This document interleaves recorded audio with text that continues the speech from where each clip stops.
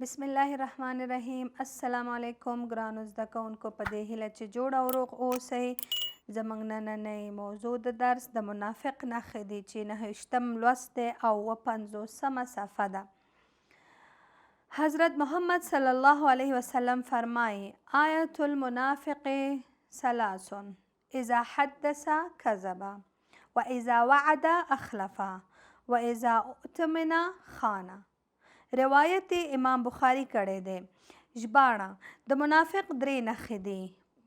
اوله نښه په خبرو کې دروغ وایي، دویمه نښه وعده نه پوره کوي، دریمه نښه او په امانت کې خیانت کوي.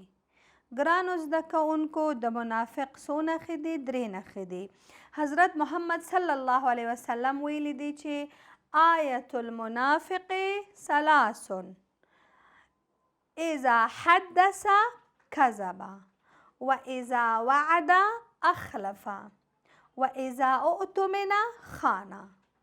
دا 3 نښې دي چې اوله دا اذا حدث كذب، کله چې خبرې کوي یو شی وایي نو دروغ وایي.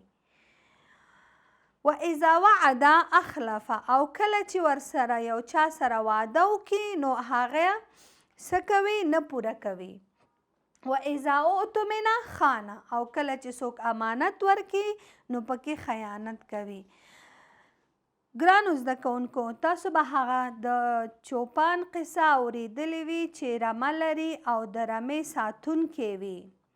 کله چې هره شپه هغه ټول کلي خلکو ته د دروغو نارې وهي، چغې وهي چې هله راشئ، لیوه راغلو او زما رمه یې وخوړله. نو چې خلک به راغلل او به یې کتل چې هېڅ خبره به نه وه، دروغ به یې ویلی.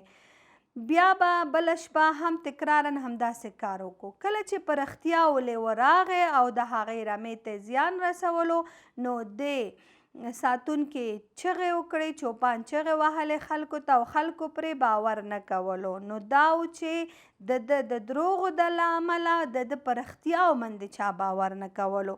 موږ باید تل رښتیا ووایو، په خپلو وعدو ولاړ اوسو او امانت وساتو. دروغ ویل انسان بې باوره کوي.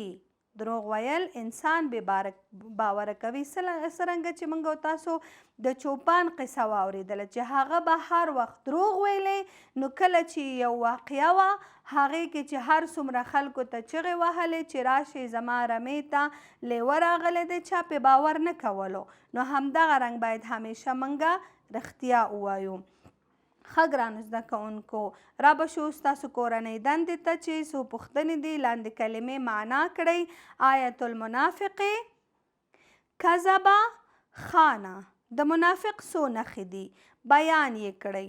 دروغ ویل څه زیان لري؟ دروغ ویل څه زیان لري؟ څلورمه پوښتنه، آیا خلک دروغ ویونکي شخص خوښوي؟